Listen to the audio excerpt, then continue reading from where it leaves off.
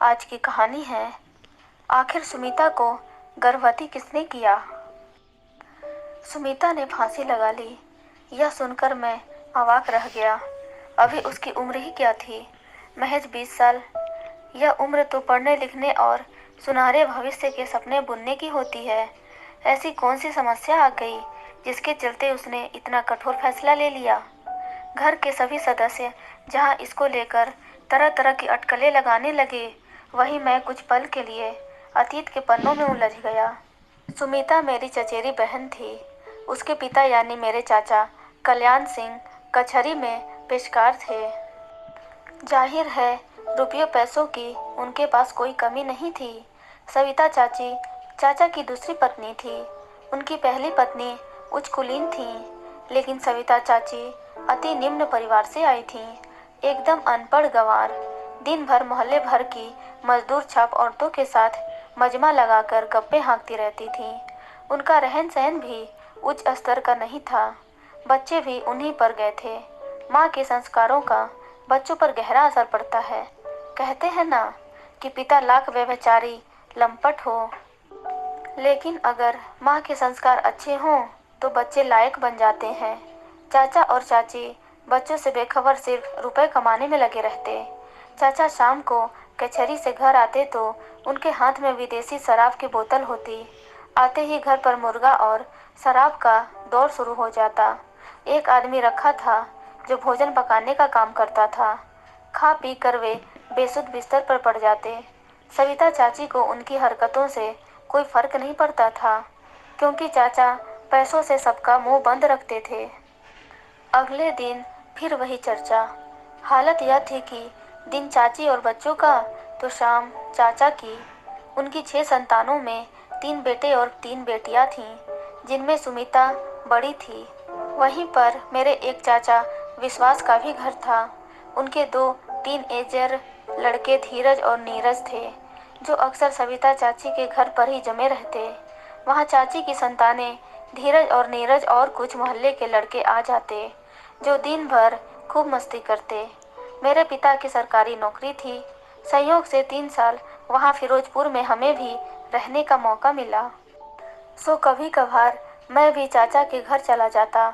हालांकि इसके लिए सख्त निर्देश था पापा का कि कोई भी पढ़ाई लिखाई छोड़कर वहाँ नहीं जाएगा, लेकिन मैं चोरी छिपे वहाँ चला जाता।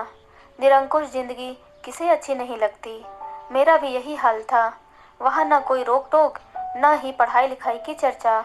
बस दिन भर ताश, लूडो, कैरम या फिर पतंगबाजी करना। यह सिलसिला कई साल चला। फिर एकाएक क्या हुआ जो सुमिता ने खुदकुशी कर ली।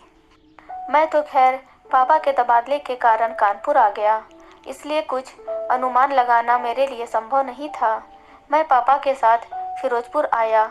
मेरा मन उदास था। मुझे सुमिता से ऐसी अपेक्षा नहीं थी। वह एक चंचल और हंसमुख लड़की थी। उसका यूं चले जाना मुझे अखर गया।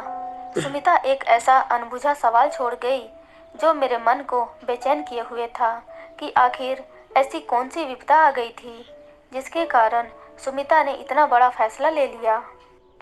जान देना कोई आसान काम नहीं होता। सुमिता का चेहरा देखना मुझे नसीब नहीं हुआ। सिर्फ लाश को कफन में लिपटा देखा। मेरी आंखें भर आईं। शव यात्रा में मैं भी पापा के साथ गया। लाश शमशान घाट पर जलाने के लिए रखी गई। तभी विश्वास चाचा आए। उन्हें देखते ही कल्याण चाचा ऑफिस से बाहर हो गए। खबरदार जो दोबारा यहाँ आने की हिम्मत की, हमारा तुम्हारा रिश्ता खत्म। कुछ लोगों ने चाचा को संभाला, वरना लगा जैसे जाएंगे वे विश्वास चाचा को खा जाएंगे। ऐसा उन्होंने क्यों किया, वहाँ उपस्थित लोगों को समझ नहीं आया। हो सकता है पट्टेदारी का झगड़ा हो। जमीन जायदाद को लेकर भाई भतीजों में खुन्नस आम बात है, मगर ऐसे दुख के वक्त लोग गुस्सा भूल जाते हैं। यहाँ भी चाचा ने गुस्सा निकाला तो मुझे उनकी हरकतें नागवार गुजरी। कम से कम इस वक्त तो वे अपनी ज़बान बंद रखते। गम के मौके पर विश्वास चाचा खानदान का ख्याल करके मातम पुरसी के लिए आए थे। पापा को भी कल्याण चाचा की हरकतें अनुचित लगीं। चूंकि वे उम्र में बड़े थे, इसलिए पापा भी खुलकर कुछ कह न सके। विश्वास चाचा उल्टे पांव लौट गए। पापा ने उन्हें रोकना चाहा, मगर वे रुके नहीं। दाह संस्कार के बाद घर में जब कुछ शांति हुई तो पापा ने सुमिता का जिक्र किया। सुनकर कल्याण चाचा कुछ देर के लिए कहीं खो गए। जब बाहर निकले तो उनकी आंखों के दोनों कोर भीगे हुए थे। बेटी का गम हर बाप को होता है। एकाएक वे उबरे तो बमक पड़े। सब इस कलमुही का दोष है। चाची की तरफ इशारा करते हुए बोले। यह सुनकर चाची का सुबकना और तेज हो गया।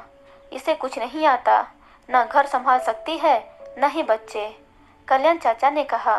फिर किसी तरह पापा ने चाचा को शांत किया। मैं सोचने लगा, चाचा को घर और बच्चों की कब से इतनी चिंता होने लगी। अगर इतना ही था तो शुरू से ही नकेल कसी होती। जरूर कोई बात है जो चाचा छिपा रहे थे। उन्होंने सफाई दी, पढ़ाई के लिए डांटा था। अब क्या बाप होकर इतना भी हक नहीं? क्या इसी से नाराज होकर सुमिता ने आत्महत्या जैसा आत्मघाती कदम उठाया? मेरा मन मान नहीं रहा था। चाचा ने बच्चों की पढ़ाई की कभी फिक्र नहीं की, क्योंकि उनके घर में पढ़ाई का माहौल ही नहीं था। स्कूल जाना सिर्फ नाम का था। बहरहाल इस घटना के 10 साल गुजर गए। इस बीच मैंने मेडिकल की पढ़ाई पूरी की और संयोग से फिरोजपुर के सरकारी अस्पताल में बतौर मेडिकल ऑफिसर नियुक्त हुआ। वहीं मेरी मुलाकात डॉक्टर नीली से हुई। उनका नर्सिंग होम था। उन्हें देखते ही मैं पहचान गया। एक बार सविता चाची के साथ उनके यहाँ गया था। चाची की तबीयत ठीक नहीं थी। एक तरह से वे सविता चाची की फैमिली डॉक्टर थीं। चाची ने ही बताया था कि तुम्हारे चाचा ने इनके कचहरी से जुड़े कई मामले निपटाने में मदद की थी। तभी से परिचय हुआ। मैंने उन्हें अपना परिचय दिया। भले ही उन्हें मेरा चेहरा याद न आया हो, मगर जब चाचा और चाची का जिक्र किया तो वे बोली, कहीं तुम सुमिता की माँ की तो बात नहीं कर रहे? हाँ हाँ, उन्हीं की बात कर रहा हूँ। मैं खुश होकर बोला। उनके साथ बहुत बुरा हुआ। उनका चेहरा लटक गया। कहीं आप सुमिता की बात तो नहीं कर रही? हाँ, उसी की बात कर रही हूँ। सुमिता को लेकर दोनों मेरे पास आए थे। डॉक्टर नीली को कुछ नहीं भूला था। नहीं भूला तो निश्चय ही कुछ खास होगा। क्यों आए थे? जैसे ही मैंने पूछा तो उन्होंने सहज होकर बातों का रुख दूसरी तरफ मोड़ना चाहा। मैडम, बताइए आपके पास वे सुमिता को क्यों लेकर आए? मैंने मनुहार किया। आपसे उनका रिश्ता क्या है? वे मेरे चाचा चाची हैं। सुमिता मेरी चचेरी बहन थी। कुछ सोचकर डॉक्टर नीली बोली, आप उनके बारे में क्या जानते हैं? यही कि सुमिता ने पापा से डांट खाकर खुदकुशी कर ली। खबर तो मुझे भी अखबार से यही लगी। उन्होंने उन सांस ली। कुछ क्षण की चुप्पी के बाद वे बोली, कुछ अच्छा नहीं हुआ? क्या अच्छा नहीं हुआ? मेरी उत्कंठा बढ़ती गई। अब छोड़िए भी, गड़े मुर्दे उखाड़ने से क्या फ़ायदा? उन्होंने टाला। मैडम, बात तो सही है, फिर भी मेरे लिए यह जानना बेहद ज़रूरी है कि आखिर सुमिता ने खुदकुशी क्यों की। जानकर क्या करोगे? मैं उन हालातों को जानना चाहूँगा जिनकी वजह से सुमिता ने खुदकुशी की। मैं कोई खुफिया विभाग का अधिकारी नहीं, फिर भी रिश्तों की गहराई के कारण मेरा मन हमेशा सुमिता को लेकर उद्विग्न रहा। आपको क्या बताया गया है? यही कि पढ़ाई के लिए चाचा ने डांटा, इसलिए उसने खुदकुशी कर ली। इस कथन पर मैंने देखा कि डॉक्टर नीली के अधरों पर एक कुटिल मुस्कान तैर गई। अब तो मेरा विश्वास पक्का हो गया कि हो न हो, बातें कुछ और है जिसे डॉक्टर नीली के अलावा कोई नहीं जानता। मैं उनका मुंह जोहता रहा कि अब वे रात से पर्दा हटाएंगी। मेरा प्रयास रंग लाया।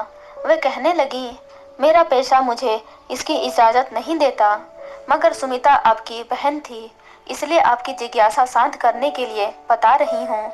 आपको मुझे भरोसा देना होगा कि यह बात यहीं तक सीमित रहेगी। विश्वास रखिए मैडम, मैं ऐसा कुछ नहीं करूँगा जिससे आपको रुस्वा होना पड़े। सुमिता गर्भवती थी। सुनकर सहसा मुझे विश्वास नहीं हुआ। मैं सन रह गया। सुमिता के गार्जियन गर्भ गिरवाने के लिए मेरे पास आए थे। गर्भ 5 माह का था, इसलिए मैंने कोई रिस्क नहीं लिया। मैं भरे मन से वापस आ गया। यह मेरे लिए एक आघात से कम नहीं था। 20 वर्षीय सुमिता गर्भवती हो गई। कितनी लज्जा की बात थी मेरे लिए। जो भी हो, वह मेरी बहन थी। क्या बीती होगी चाचा चाची पर जब उन्हें पता चला होगा कि सुमिता पेट से है। चाचा ने पहले चाची को डांटा होगा, फिर सुमिता को। बच निकलने का कोई रास्ता नहीं दिखा तो सुमिता ने खुदकुशी कर ली। मेरे सवाल का जवाब अब भी अधूरा रहा। मैंने सोचा डॉक्टर नीली से खुदकुशी का कारण पता चल जाएगा तो मेरी जिज्ञासा खत्म हो जाएगी, मगर नहीं। यहाँ तो एक पेंच और जुड़ गया। किसने सुमिता को गर्भवती बनाया? मैंने दिमाग दौड़ाना शुरू किया। चाचा ने शमशान घाट पर विश्वास चाचा को देखकर क्यों आपा खोया? उन्होंने तो मर्यादा की सारी सीमा तोड़ डाली थी। वे उन्हें मारने तक दौड़ पड़े थे। मेरी विचार प्रक्रिया आगे बढ़ी। अब रोज वहां विश्वास चाचा के परिवार का कोई सदस्य नहीं दिखा। यहाँ तक कि दिन भर डेरा डालने वाले उनके दोनों बेटे धीरज और नीरज भी नहीं दिखे। क्या रिश्तों में सिंध लगाने वाले विश्वास चाचा के दोनों लड़कों में से कोई एक था? मेरी जिज्ञासा का समाधान मिल चुका था। Audio Jungle.